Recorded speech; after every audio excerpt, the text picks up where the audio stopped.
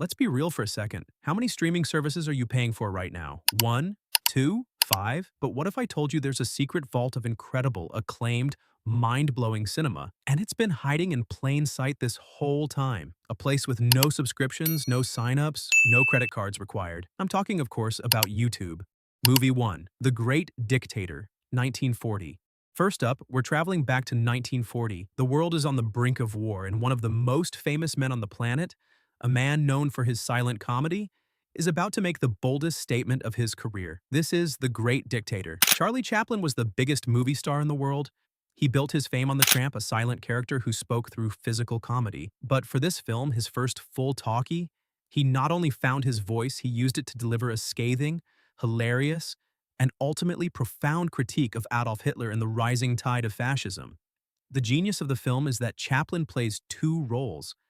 First, there's Adenoid Hinkle, the bombastic, ridiculous dictator of Tomania, a clear and unflattering parody of Hitler. We see him give speeches in gibberish, play with toy battleships, and deliver one of the most iconic, hilarious scenes ever filmed where he joyfully dances with a giant inflatable globe. But the heart of the film is the other character, a nameless Jewish barber, a humble man who looks identical to the tramp.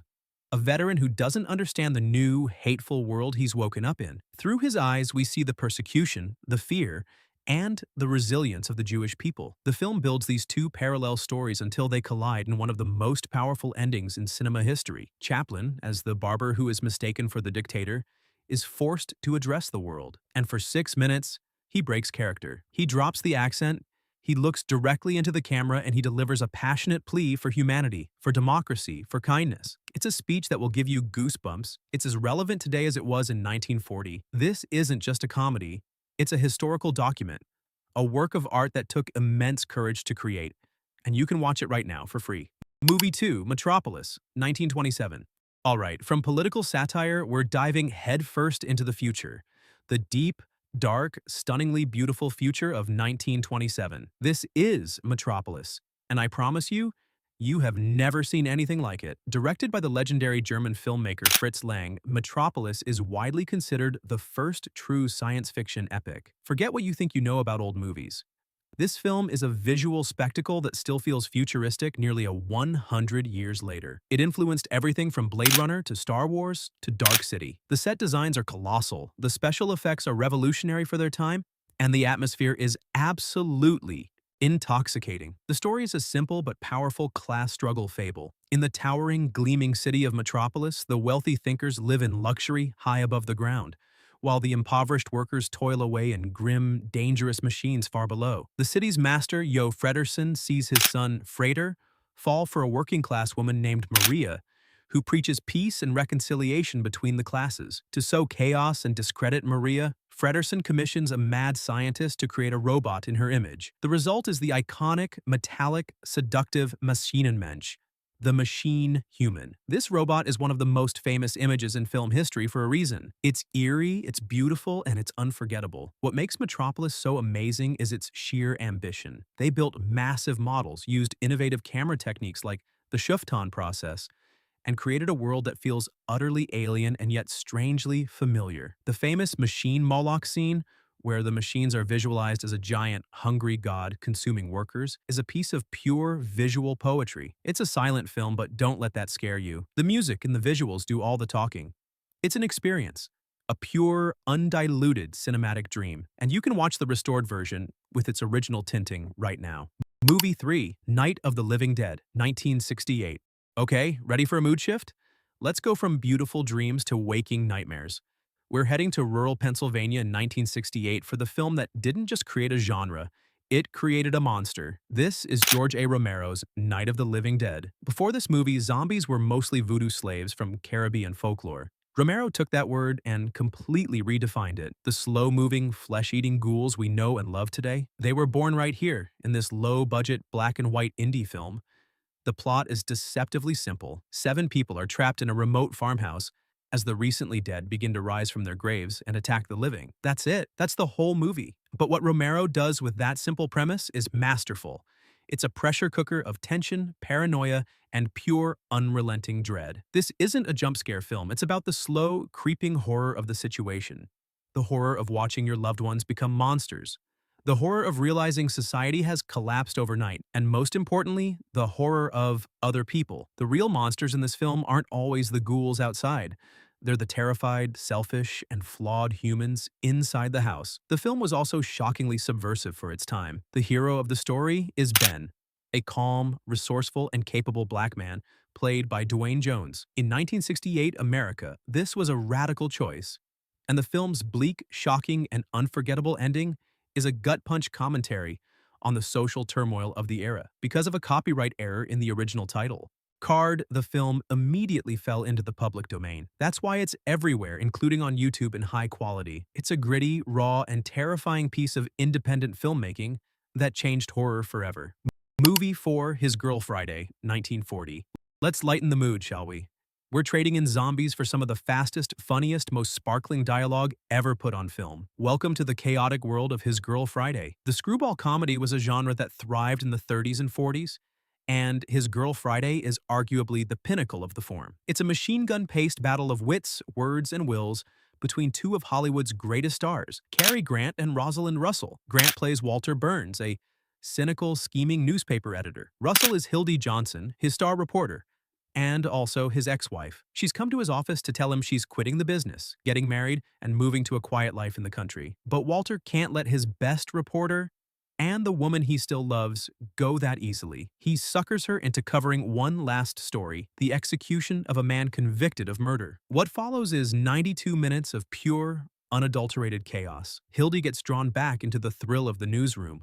Walter pulls every string he can to keep her there, and they're surrounded by a cast of hilarious, corrupt, and bumbling characters. The magic of this film is the dialogue. The actors were instructed to speak their lines as fast as they possibly could. With their lines overlapping, it sounds like a real newsroom, energetic, frantic, and hilarious. Every line is a zinger, every comeback is sharper than the last. Grant and Russell have chemistry that is absolutely electric. You can feel the history, the affection, and the rivalry between them in every single scene. It's smart, it's sophisticated, and it's laugh-out-loud funny from start to finish. A perfect example of Golden Age Hollywood at its most charming and clever. Movie 5, The Adventures of Robin Hood, 1938. All right, time for some good old-fashioned swashbuckling adventure. We're talking sword fights, daring escapes, stealing from the rich to give to the poor, all in glorious, eye-popping Technicolor. This is The Adventures of Robin Hood. If there is one actor who is, was, and forever shall be Robin Hood, it is Errol Flynn. He isn't playing a character, he is the character. He's charismatic, heroic, athletic, and has a twinkle in his eye that tells you he's having the time of his life. This film is pure, uncut joy from start to finish. The story is the one we all know and love. King Richard is away on the Crusades, his wicked brother Prince John has taken over England, and it's up to the noble Sir Robin of Locksley to lead a band of merry men in Sherwood Forest to fight tyranny. Along the way, he woos the beautiful Maid Marian, played by the equally radiant Olivia de Havilland. But the plot isn't why we watch. We watch for the spectacle. This was one of the first major Hollywood films to be shot entirely in the new 3-strip Technicolor process. And let me tell you, they use every color in the rainbow. The forests are impossibly green, the costumes are impossibly vibrant, and the whole film just pops off the screen. And the action! The sword fights are legendary. The final duel between Robin and the villainous Sir Guy of Gisborne, played by the master swordsman Basil Rathbone, is one of the greatest fight sequences ever filmed. It's athletic, acrobatic, and thrilling. This is the perfect family adventure film. It's heroic, romantic, funny, and exciting. It's the kind of movie that makes you want to grab a stick and start sword fighting in the backyard. Movie 6, Clerks, 1994. Okay, let's fast forward from the golden age of Hollywood to the gritty, raw, and hilarious indie boom of the 90s. Our next film was shot for less than $30,000 in black and white in the convenience store where the director worked. This is Clerks. There is nothing glamorous about this movie, and that is its entire strength. Clerks is about one day in the life of two store clerks, Dante and Randall. Dante is the reluctant hero, forced to work on his day off, dealing with the endless absurdities of running a corner store. Randall works at the video store next door, and while he's supposed to be helping Dante, he mostly just causes problems and engages in epic, pop culture-fueled debates. That's the whole movie. There are no big special effects, no car chases, no sweeping love story. It's just two guys, a counter, and a stream of annoying customers, weird friends, and personal crises. And it is absolutely hilarious. The dialogue in this film is what made it a cult phenomenon. It's sharp, it's profane, and it feels incredibly real. The famous argument about whether the independent contractors on the Death Star were innocent victims is a masterclass in comedic writing. It perfectly captures the feeling of being young, stuck in a dead-end job, and using pop culture to pass the time and avoid thinking about your own life. Clerks launched the career of writer-director Kevin Smith and introduced the world to his iconic characters, Jay and Silent Bob. It's a testament to the idea that you don't need a huge budget to make a great movie. You just need a great script and something to say. It's a love letter to the soul-crushing, bizarre, and occasionally beautiful experience of customer service. Movie 7. The Cabinet of Dr. Caligari, 1920. We're going back in time again, but we're not going to a normal place. We're entering a nightmare. A twisted, surreal, psychological nightmare painted in light and shadow. This is the granddaddy of psychological thrillers. The Cabinet of Dr. Caligari. If Metropolis was the birth of sci-fi visuals, Caligari was the birth of the horror aesthetic. This is the quintessential film of the German Expressionist movement. The sets aren't supposed to look real. They are supposed to look like the inside of a disturbed mind. The streets are jagged and diagonal, the shadows are painted directly onto the walls, and every angle is designed to make you feel uneasy and disoriented. The story is told in flashback. A young man named Francis tells a horrifying tale of a strange Dr. Caligari who arrives at a fair with a somnambulist, a sleepwalker named Cesare. Caligari uses Cesare to commit murders, and Francis's fiancée becomes the next target. But as the story unfolds, you start to question Francis's sanity. Is this story real, or is it the product of a fractured mind? This film is all about atmosphere. It's not about jump scares. It's about a pervasive sense of dread. The makeup on Cesare is terrifying. The performances are exaggerated and eerie, and the whole film feels like a fever dream you can't wake up from. Its influence is impossible to overstate. You can see its DNA in the work of Tim Burton, in the dark shadows of film noir, and in every single horror film that understands that what you don't see in the world you create is often scarier than what you do. It's a work of art, a living painting, a true cinematic experience that will stick with you long after it's over. Movie 8. Monty Python and the Holy Grail, 1975. And now, for something completely different. We need a good laugh, and there is no film in history more packed with relentless, absurd, and quotable silliness than Monty Python and the Holy Grail. I don't need to sell this movie to many of you, but for those who haven't had the pleasure, oh, you are in for a treat. The legendary British comedy troupe Monty Python decided to tackle the legend of King Arthur and his quest for the Holy Grail, and they did it in the most ridiculous, low-budget, and genius way possible. There is no sacred cow they don't slaughter. They open the film with a discussion about coconuts because they couldn't afford horses. They face a knight who refuses to admit defeat even after all his limbs are cut off. They face a three-headed giant that is clearly just three people standing under a blanket. They are taunted by French soldiers, encounter the dreaded knights who say knee, and meet a wizard named Tim, who is very powerful. The humor is a perfect blend of the intellectual and the idiotic. It's historical satire, it's breaking the fourth wall, it's surrealism, and it's just plain goofy. The dialogue is so endlessly quotable it has become a part of our cultural lexicon. "'Tis but a scratch. We are the knights who say, knee. I'm not dead yet. Run away, run away." What's so brilliant is how the budget limitations became part of the joke. The cheap animations by Terry Gilliam, the visible boom mics, the terrible sound effects, it all adds to the charm and the anarchic spirit of the film. It's a comedy masterpiece born from pure, unadulterated creativity. If you've had a bad day, this film is the cure. It is scientifically impossible to be in a bad mood while watching Monty Python and the Holy Grail. Movie 9. The General, 1926. For our penultimate film, we're talking about an artist whose name is synonymous with stuntman and genius, Buster Keaton.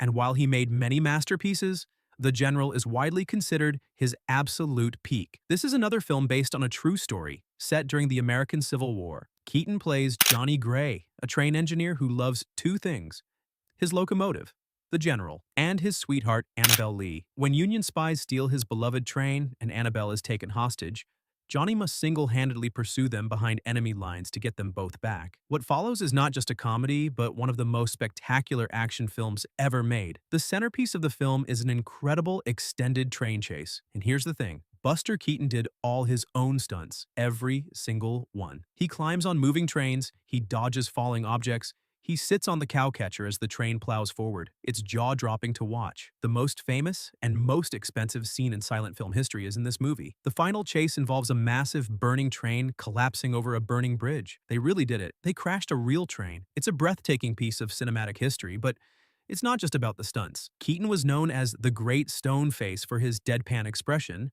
but his physical comedy is unparalleled. He's funny not because he's mugging for the camera, but because he's reacting to these insane, dangerous situations with this incredible calm determination. It's hilarious and heroic at the same time.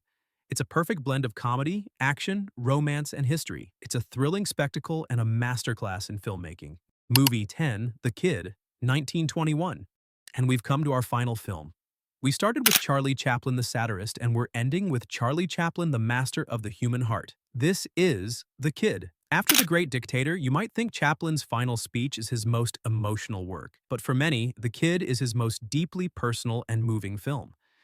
It's a story that blends slapstick comedy with profound, heart-wrenching drama in a way that no one else could. The story is simple. The tramp finds an abandoned baby. He reluctantly takes him in, and we watch as the years pass and the baby grows into a mischievous little boy.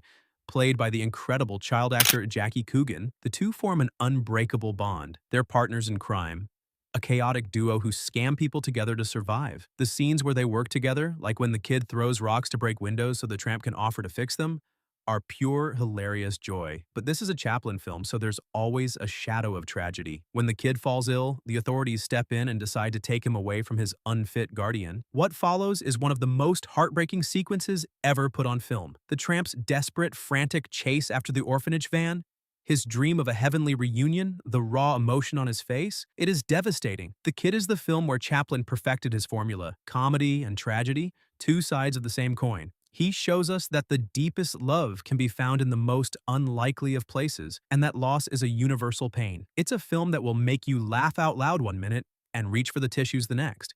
It's a perfect film, a timeless story about love, family, and resilience. And it's the perfect way to end our journey through the cinema cavern. So there you have it, Cavern Crew, 10 incredible, acclaimed, and absolutely essential films.